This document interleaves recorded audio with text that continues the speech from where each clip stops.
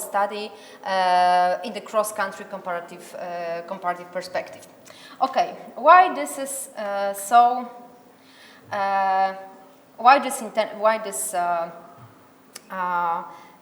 my task is so challenging.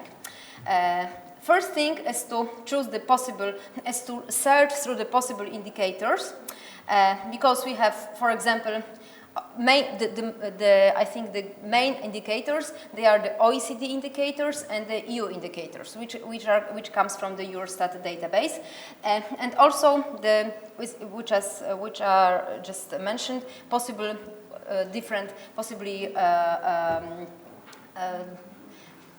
possible methodological approaches.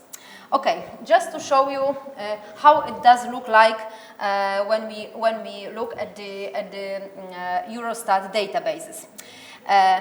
So we have really a bunch of different indicators. For example, we have R&D expenditures at national and regional level.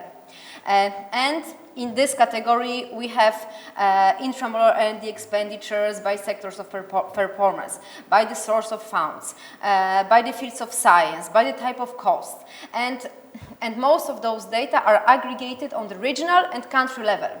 So in fact, we have I would risk billions of data, or the billions of, okay, maybe millions of rows showing the performance in the country or the regional performance in the respect of those indicators. Just to show you, so for example, here we've got sectors of performance, source of funds, type of R&D activity. And just to show you how it looks like when you go into the data, so how they are categorized. So for example,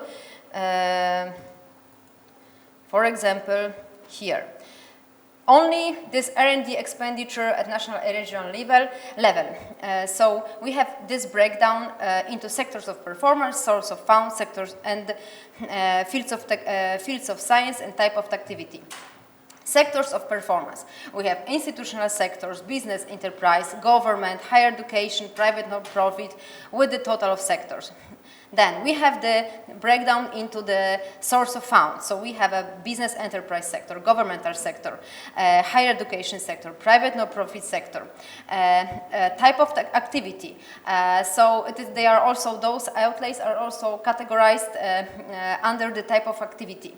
And they are divided into basic research, applied research, experimental development, then type of cost, total R&D expenditure, current expenditure, labor cost, capital, instrument, equipment, and socioeconomic objectives also, according to the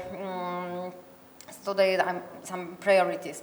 Exploration. Then we have also a lot of fields of science. Then we have a size class, and so on.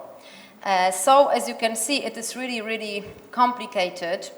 I mean, only the data, yeah, the database. Then we have a government budget appropriation or outlays on R&D. Also into,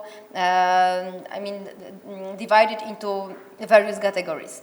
Then we have data on the Community Innovation Survey. And here you have also basic economic information, enterprise by administrative state, product, process, innovation enterprises, which use information for their innovation activities, and so on and so on. Then product innovative enterprises. And here you can find the data on the number of those enterprises or the firms, the outlays, the exact, sometimes the turnover of those companies. Then of course you have a lot of data on exports. I did those tables just to, because here generally when you get into the data, you see so it's really very I would say comprehensive, but very complicated. You just see like a forest of different possible indicators. Here you have also the data on the employment and the high trade sectors in million euro as a percentage of the total, and so on and so on. Employment, business enterprises, expenditures. So what is the high patents and high-tech patents, career development? Okay, so that is why I decided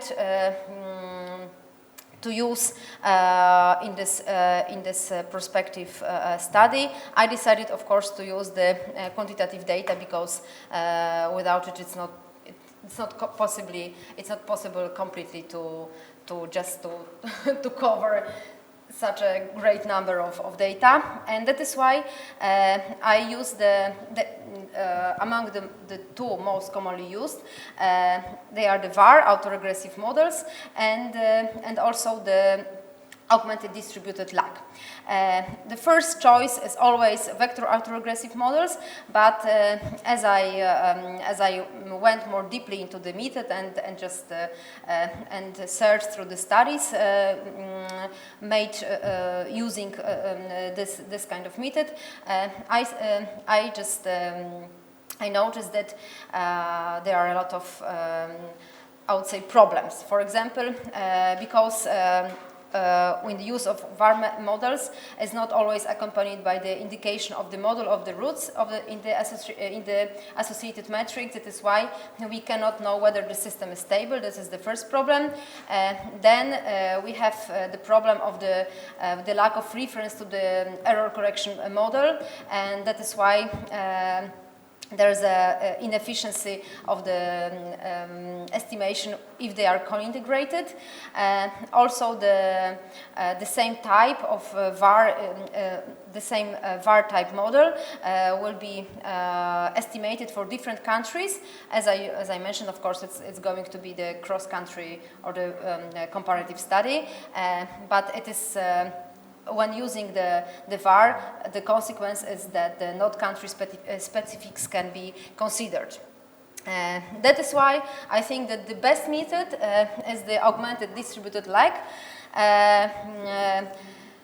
Why? Because in this kind of models, you are using not only the given data, the given variables, but also the lags of those variables. That is so. It means that the regressors. Or the describing values, they not only cover the, so you have the variables and also the current lag values of those explanatory variables, and that is why, so thanks to this, the model allows to determine what aspects are of the change in the policy, the innovation policy between the countries or among the countries, and of course. Using the lagged values is also very, I would say, desirable because they allow to observe the long run effects.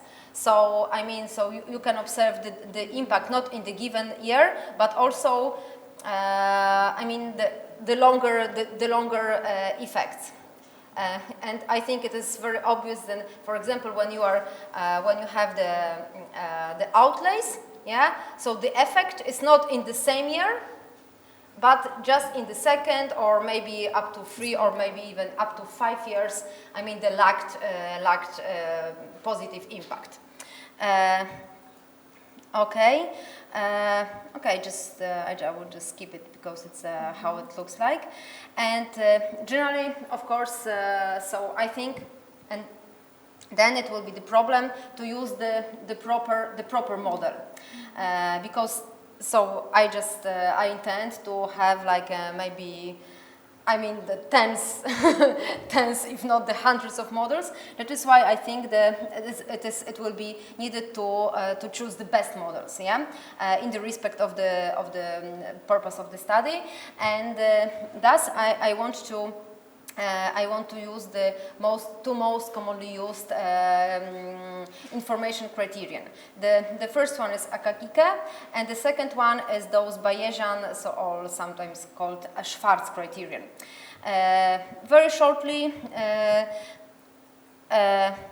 Akakike information criteria help to estimate the relative quality of the statistical model for a given set of data. Yeah, so when you have the numbers of data, maybe tens of rows or hundreds of rows, thanks to using Akakike information criteria, you can choose the best models or select the best equations or the regressions showing the selected problem. Yeah, so to match the data to the model, to the studied problem. Generally it is usually when you have the more data you have, the better. Statistically results. The goodness of the model is higher, but sometimes you are losing the truth of the problem. That is why. This criteria estimates this relative amount of information which is lost by the given model. So the less information the model loses, the higher is the quality of the model. Yeah. So that is why I think it is. At least at the very beginning of my studies, I think that using this criterion will be good in the respect of the goodness of fit of the models, and also and then you have the Bayesian information criteria or Schwarz information criterion, and also so they are I think on the next stage when I will have I will have the set of the best models selected. Using those methods will allow me to choose the best models from those who were estimated. Okay, generally. Okay, so I think that's all. I just wanted to show you the purpose of the study. And to make you aware how difficult it's going to be, but nonetheless, I'm just, as I mentioned, if someone would like to cooperate or to join me to make this very thorough and very exhausting analysis, you are heartily welcome. Thank you very much.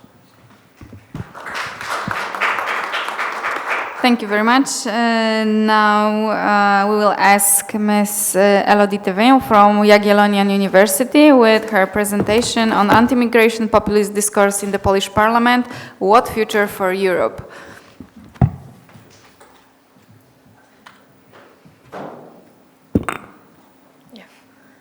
So thank you very much for having me here. So as you all know, Europe has been greatly challenged by the arrival of migrants and refugees, especially since the 2015 migration crisis. And as a result, the EU member states changed their migration policy, their integration strategy, and also we've seen a shift in the rhetoric on migration, becoming a lot more anti-migrants. In addition to this, in addition to the migration crisis, there is also a rise of populism in Europe, which is often perceived as a threat for the future of European integration. So my presentation tried to address these twofold interests, that is populism and migration, and try to see how anti-social pluralism and anti-elitism unites in populist claim. And by anti-social pluralism, I mostly mean anti-migration. So I focus on one specific Polish populist party, that is the PiS, so the currently ruling party, which might not be the best place to talk about this, but anyway. So my presentation is first on the definition of populism that I will use, then the migration crisis especially in Poland, which is quite particular, the PiS political party, and then the result of my analysis, first on how migration is represented, then how the EU is represented, and how both connect. And we are a free country, so not be afraid, you can criticize the that's good. But yeah, so there is a various definition of populism as an ideology, as a political movement, but I choose to work on the populism as a communication strategy that is mostly characterized by conflict. And in this sense, Rebecca argues that populism is about a double opposition to construct the people being the key noodle point in any populist discourse. There will be first a vertical opposition, the people being constructed against the others that are either at the top, so the elites, or at the bottom, and then an horizontal opposition with the people constructed as a community against those that are outside of the political entity. And in my case, it will be the migrants, but also, as we can see, the elites also. In this sense, populism as a political communication style is mostly based on three elements that are first the reference to the people that are considered as being a monolithic and unchangeable entity, then the critique to the elites that could be on national, European, or international level, and the third element is the exclusion of certain groups. So the case that I'm studying is migrants. So I'm looking at how the exclusion of migrants is linked with the critique of the elites in the discourse. When it comes to the migration crisis in Poland, it is quite interesting in comparison to other EU member states because Poland actually has little encounter with the migration crisis due to the migratory routes of people coming. But the implementation of refugee quotas resulted in an increasing politicization of the migration crisis in Poland. And it has to be also remembered that it has been done in the context of the legislative election that occurred in October 2015. And migration has been used as a topic to oppose the two main parties in Poland, so the PiS party that I'm studying and the Civic Platform PO, that also to a certain degree agreed to the refugee quotas implemented by the European Commission. So regarding the PiS party, it has been created in 2001, and when we look into the academic literature on the political parties, usually PiS is described as being far-right, nationalist, and populist. It won the election in 2005 and then ruled the country also with a coalition between 5 and 7, right? Yeah. And then was in opposition between 2007 and 2015 before returning to be the ruling party in 2015. And since 2015, there has been a tumultuous relation with the EU, not only on migration, but also on environmental policy, if we talk about the Białowieża forest, the rule of law, but also judicial independence. And this disapproval of the European Union policy resulted in the triggering of Article 7 in December 2015. When it comes to my data and the methodology that I use, so I analyzed parliamentary debates that occurred in the lower chamber of the Polish parliament, so the same, and I used discourse analysis. I focused on 9 debates that were on migration that I selected through keywords, and I worked on a 3 years period of time that were from 2014 to 2016, so it encompassed both the peak of the migration crisis and also this legislative elections with the change in government from PO to PiS. So when it comes to the results,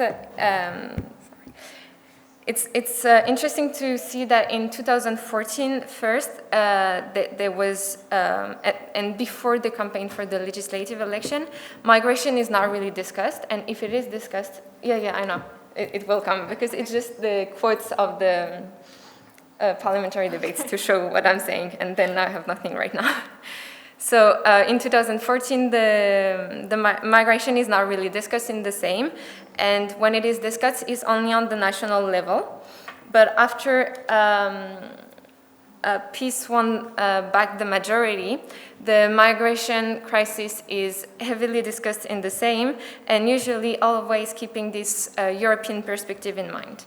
So the strategy starts with a reference to refugees and migrants. And if we all, I think we all know that there is actually a difference between a refugee and migrants in terms of legal status, but PiS MPs mixed everything, and they also mixed it with terrorism. So we kind of face an homogeneous mass of people coming that are non-refugee, but just migrants or even terrorists that are coming, and they are just depicted as being different from the Polish people, and PiS usually stress this difference of cultural background by saying, by always highlighting the Catholic denomination of Polish people. So, migrants are associated with inequality, violence, and lies, and it makes as if Poland was really highly under threat. So migration is used as a way to appeal for the Polish people that are built on a Catholic denomination and that are threatened by this mass of violent immigrants coming to Europe. The second point of the strategy that can be seen is a division between Western EU member states and Eastern EU member states. The West is indeed being blamed for the migration crisis, especially Germany and Chancellor Merkel open door policy. They are blamed for imposing decision on Poland, and I would argue that he has a greater echo on Polish history, so this is, of course, a smart move to make, let's say. And they always depict a strategic imbalance between Poland that has not the ability to discuss on their own migration policy. So when they, I don't know how much when they talk about the EU also, they also usually use this metaphor of Brussels or Brussels bureaucrats that bring both distance and criticism. And usually when you read on the populist literature, the elites are usually considered as being corrupted. But I would argue that in the case of peace discourse, it is slightly different. The EU is usually seen as being unprepared for the migration crisis, as being not able to handle it, and also as being sick. Sick both because of the nature of international relation, but also sick because of the reception of migrants on its territory. So in this sense, you have both the elite being this vertical opposition because they impose decision on Poland, but also but also in horizontal opposition because the elites are perceived as being outside of the Polish reality.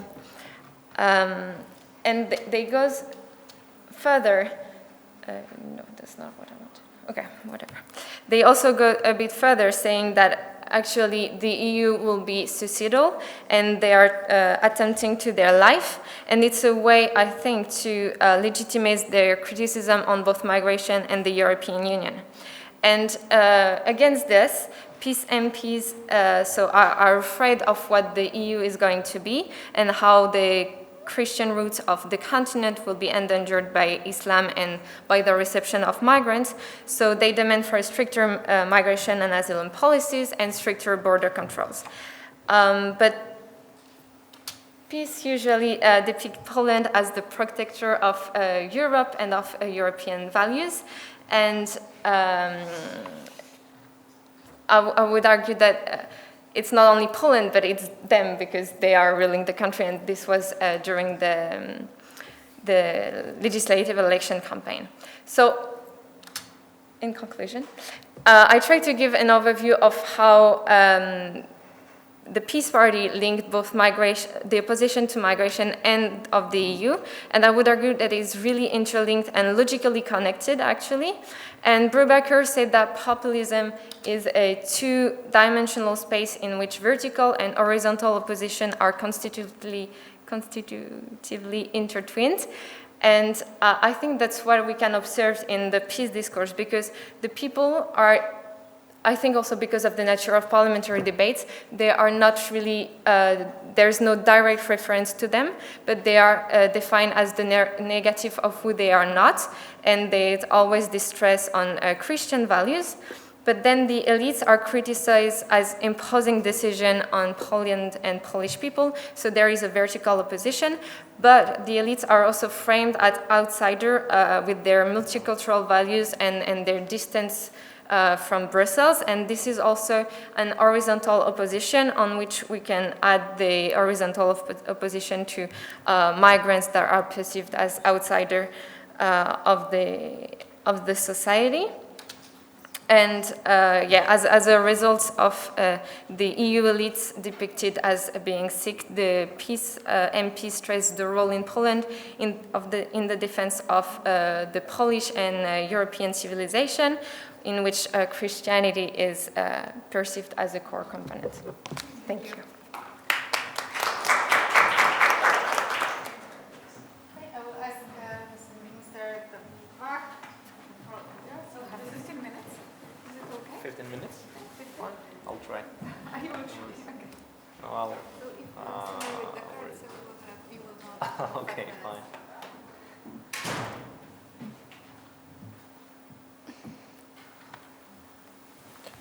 All right. Hello, everybody. Thank you for having me. I'll try to do it fast, as you asked me. And I will say that my topic will be I will continue what you said already, but I'll focus more about on what is the integration policy in Poland, what is the difference between central and local level, and can we say about Polish integration policy as a multi-level governance model. So to start, I have to show you something about background, about history, because this is crucial for the evolution of Polish integration policy. So I divided the period of time when Poland became a democratic country into 4 periods. First one until from 1989 to 2000, we can say that we didn't have any kind of policy. We were just reacting. It was ad hoc actions. So, for example, in 1990, few thousand refugees or asylum seekers were deported from Sweden. They appeared in Poland, so we had to react. We had no laws, no plan, no actions were prepared. So we had to act. From 2000, the first stable element of integration policy appeared. We can call it integration programs. So this is like a breaking point. And second and third period is quite similar. It's a stable, very slow but stable evolution of actions already, which we already had, and what is very important, Poland started to use European funds to integrate migrants. And fourth period, 2015, and this is what you said already, elections, change of government, and migration or refugee migration crisis, and the whole evolution was, we can say that it was stopped or even reversed. At the central level, we have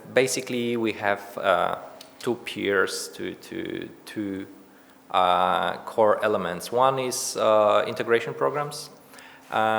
It's dedicated to very narrow group of people, so people with refugee status and subsidiary protection, and it looks like this. Ministry of Family, Labor and Social Policy is responsible for planning the whole thing, and money for integration programs goes from the central government through province offices, which should monitor and deal with these programs, but execution is at the local level, so family support centers. So we can say that it's like a multi-level governance approach. And the second thing is European Union funds. Poland used European Union funds to integrate all migrants. So EU funds goes to ministry, then province offices, and then to NGOs and local administration. It's dedicated not only to refugees, but to all third country nationals.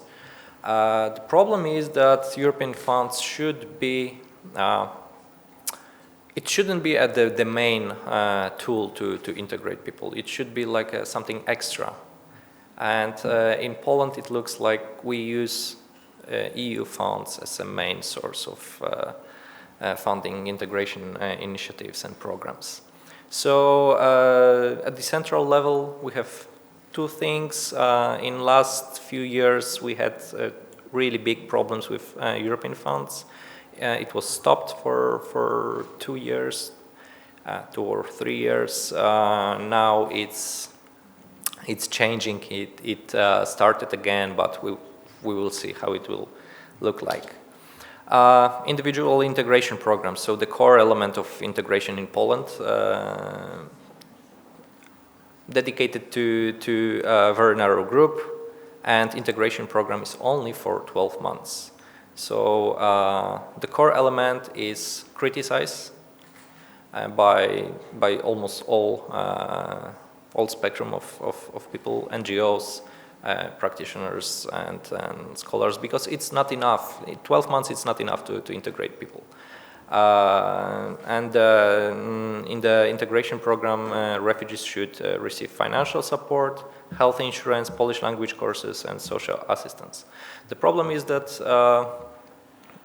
the amount of money they receive is not enough to rent a flat in Warsaw.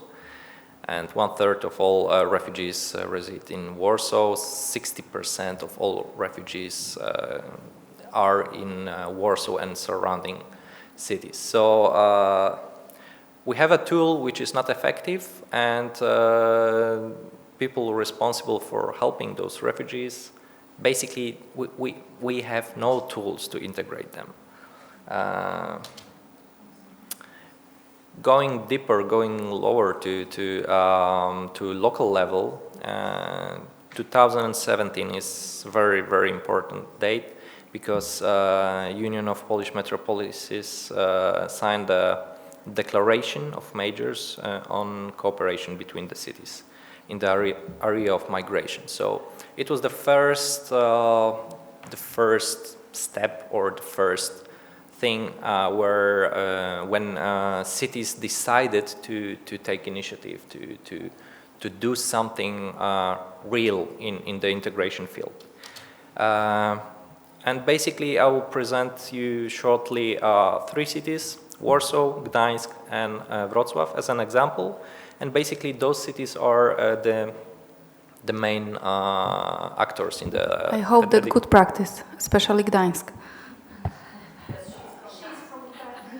We can talk about it later. No, I'll start with Warsaw. Why with Warsaw? Most migrants lives in Warsaw. It's the biggest city, and from my research, Warsaw has the best offer, the widest offer. And here you can see the main problem. We still don't know how many people, how many refugees, how many migrants we have.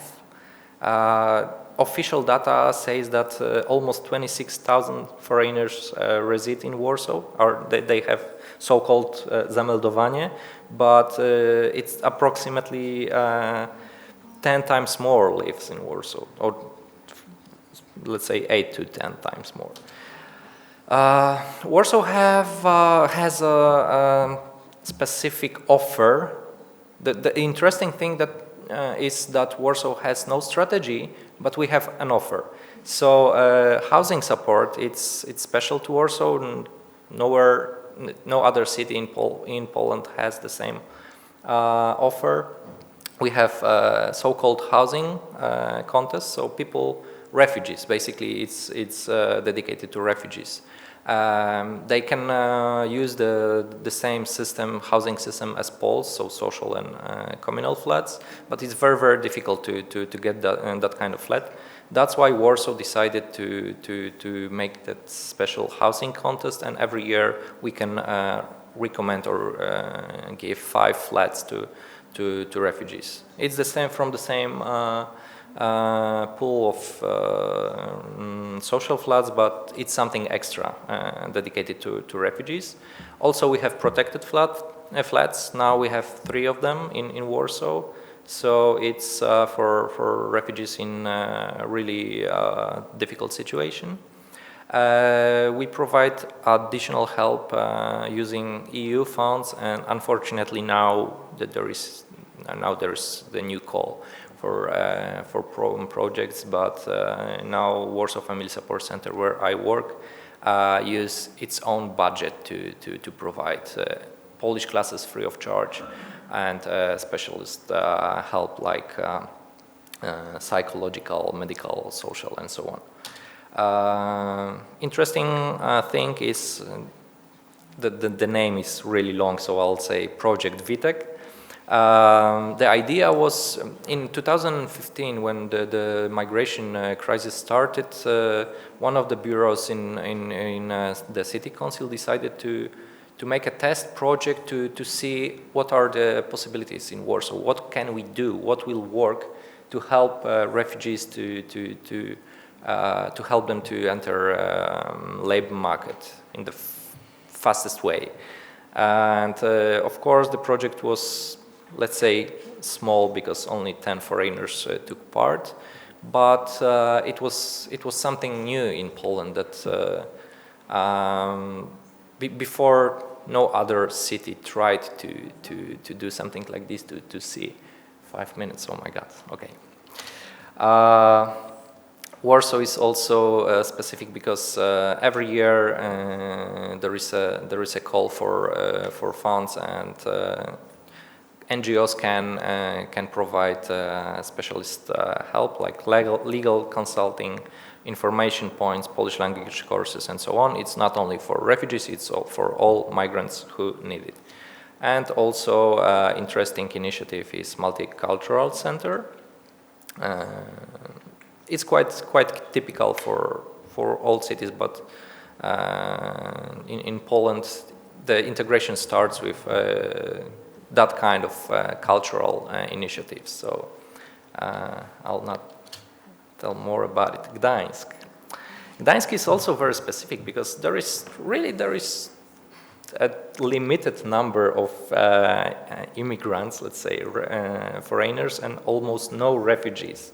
So the offer must be a little bit different. And of course, Gdańsk was the first city in Poland which decided to make a migrant integration model. So it was like a crucial thing, and Gdańsk was one of the pioneers in this field. The document is quite long. There is a lot of like fields of action, and the model is like a participation model. Local institutions should cooperate with NGOs. The problem is that in few in few places in this document, it's written that local institutions are not prepared to integrate people, to integrate foreigners. From one side, it's very good that the city sees that its limitation, but from other, the document will not, it's not enough. Yes. I know that there is, it's working like NGOs and local administration cooperate, and there is like, I think, Czech program for foreigners, and they can learn Polish, they have assistance and so on, but I think it should be developed in soon. Third city, Wrocław, totally different situation. Almost no refugees, but a lot of students and a lot of foreigners from Spain, from other European Union countries, but also Ukrainians and so on. So the group of foreigners is different than in Warsaw and in Gdańsk. Wrocław started in 2018. They made a strategy, so they used Gdańsk approach. The document is shorter, and from my perspective, what I observed, the main thing is promotion of multiculturalism and common understanding. And we can observe it in multicultural Wrocław project. There is a lot of, this is like an umbrella for smaller projects, but the main thing which I observed in almost all kind of those smaller projects, trainings, workshops, it's multiculturalism and common understanding. It's not about integrating people by providing them some kind of courses or something like this. It's more about understanding each other, Poles and foreigners. So yeah, I'll say that it's questionable if Polish migrant integration policy model can be called multi-level governance. It's from one side yes, from other side is this joint governance, and the local and central policies are not coherent, not fully coherent. From one side, it looks like the central administration tries to use that multi-level governance model, but from other side, cities are doing totally different things, and they have their own approach, and the whole model is not coordinated, which is, from my perspective, not good. But from other perspective, it's very good that all cities sees their needs and needs of their residents, foreign residents. Yeah, thank you. Thank you. Thank you. Do we have any questions from the audience?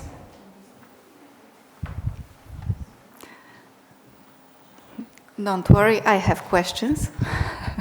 Maybe one question to Professor Domańska. As long as I'm considered, and maybe I misunderstood your goal of the research, you're at the level of analysis of data, or did you go further in the implementation of the model? Did you go into details already of the model, or you are at the level at the stage of? No, I'm just at the stage of the preparation, of the mental preparation for and just thinking about the whole structure of the model and generally of the study.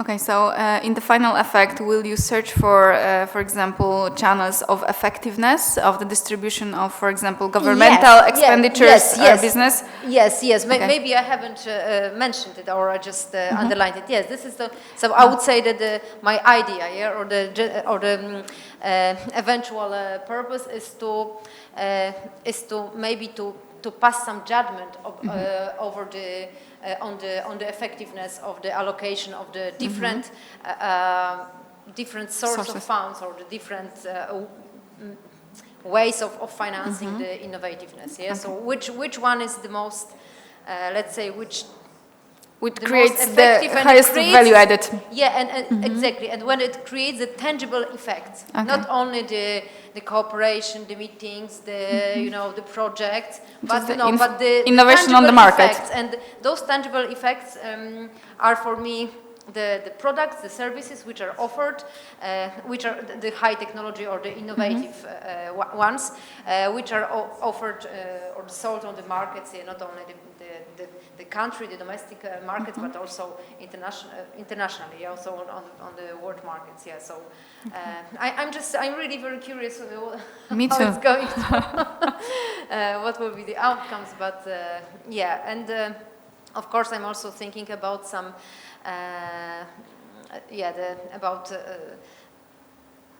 maybe the transfer of my perspective results to the, I mean, as an opinion which can be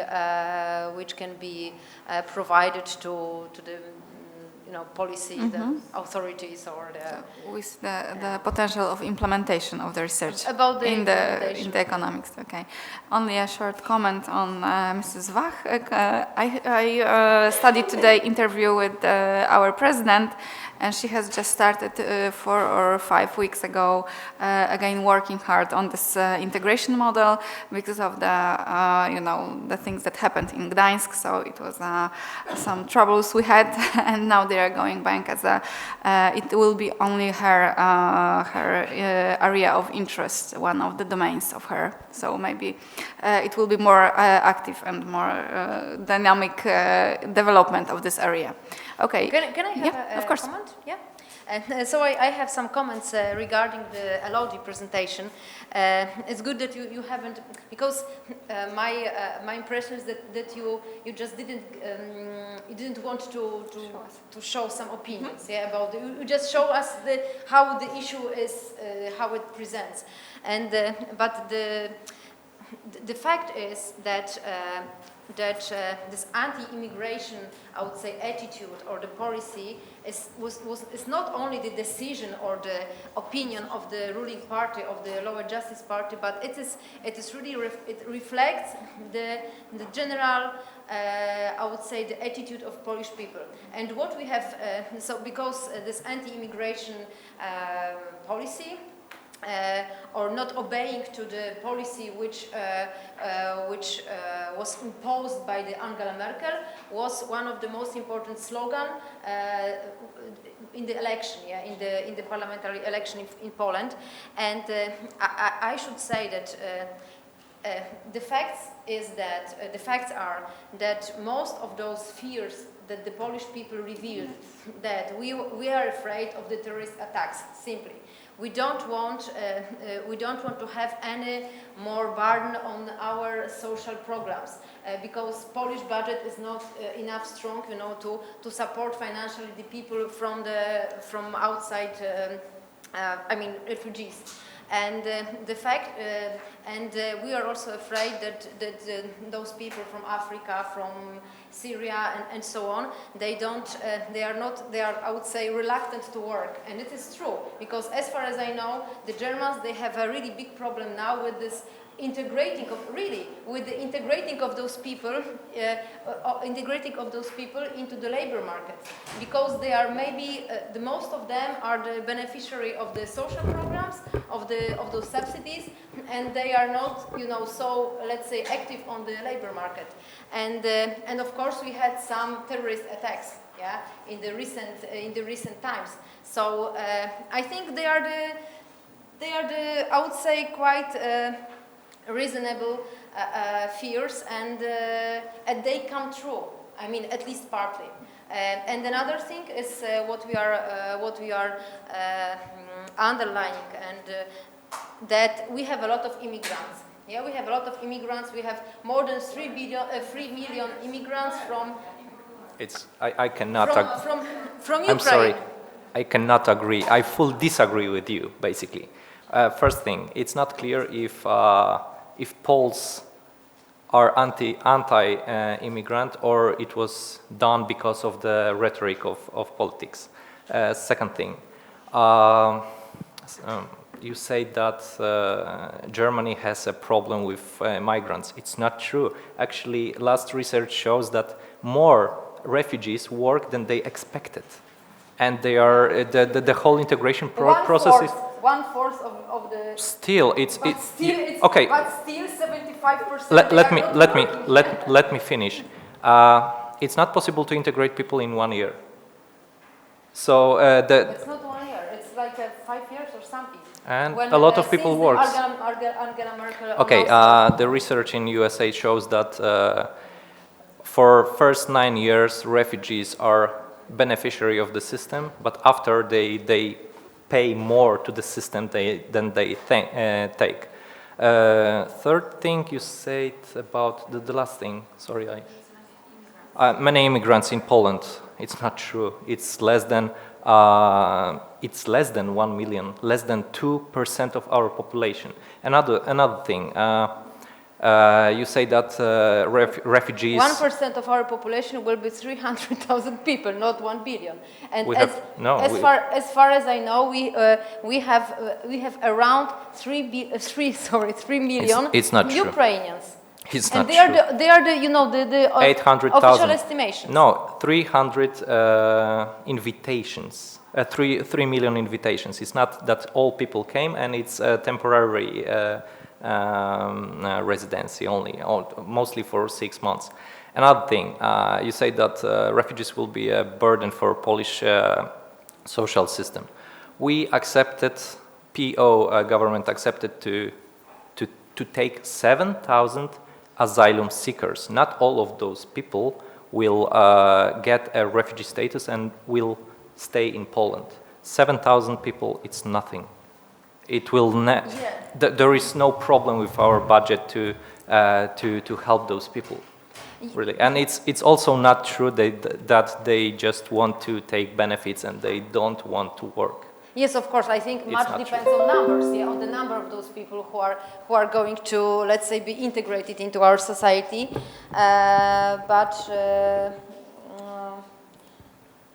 Okay. Any final remarks, maybe? Yeah, Elodie? Just that, about that, the fact that we want to defend, I think, the social.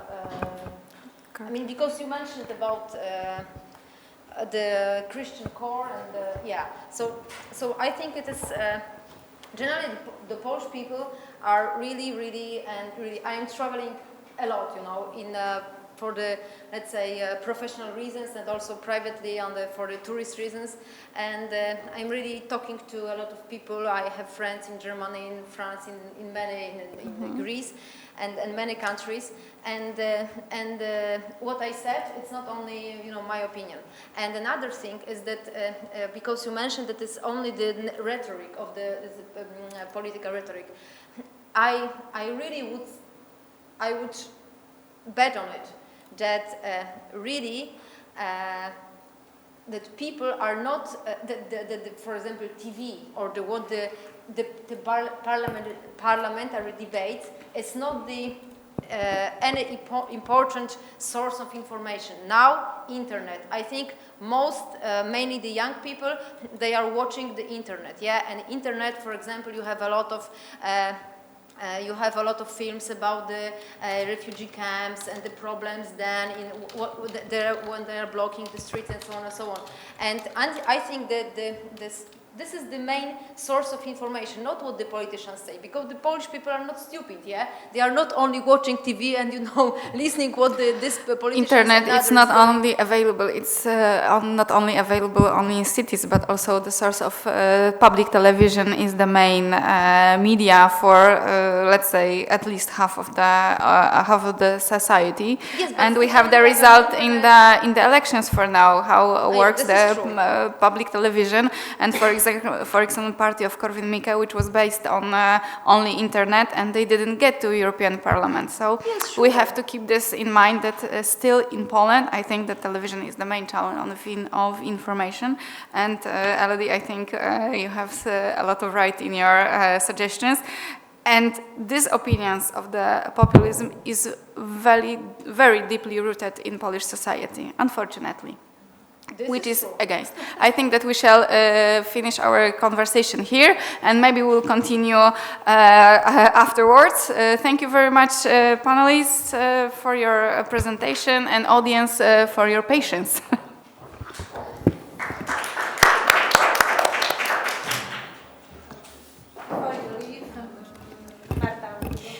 Okay, so dear colleagues, dear guests, dear speakers, we are almost perfect in time that was scheduled for this conference, so this is a very positive sign because usually it takes us much longer. So it was our pleasure,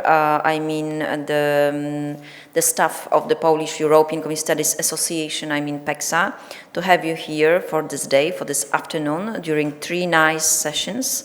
Very well-informed speeches and hot debates, as we've just seen, because this is the idea of academia, that we can exchange freely different approaches to all the most important topics. So from this place, I would like simply once again express my gratitude to all the people that were involved in this event as an organizational team, but also as active participants and the audience. And especially I would like to express our gratitude to co-organizers, so Jean Monnet, Chair of the EU and Department of Political Studies of Warsaw School of Economics, Faculty of Administration, National Security, Jacob of Paradise University in Gorzów Wielkopolski, and Konrad Adenauer Foundation in Poland. And also from this place, I would like once again to stress that this time one of our partners were colleagues from and institutions from Latvia.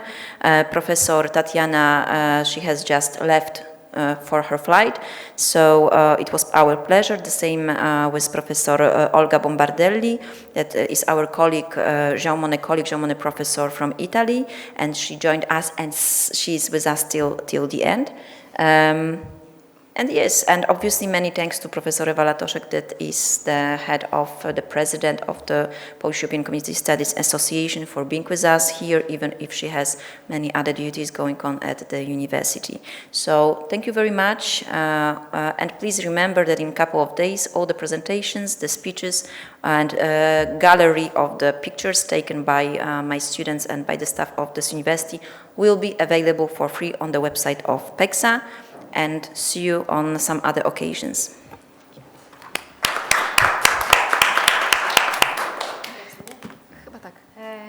So maybe one more word. I just would like to provide my gratitude to Marta, because actually she was Alexandra, she's not over here with us because she went down.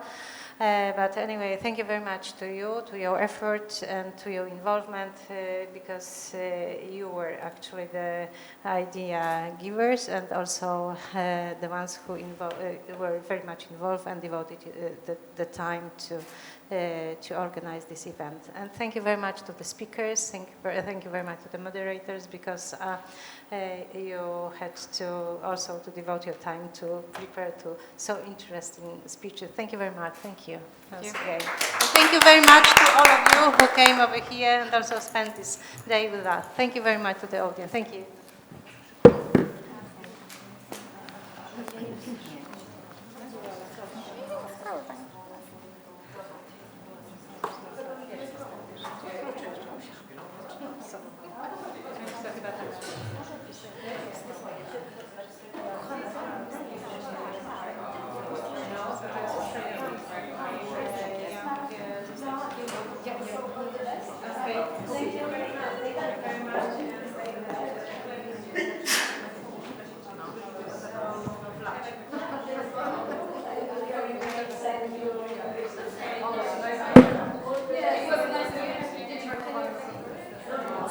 Pozdrawiamy ciocię Wandę.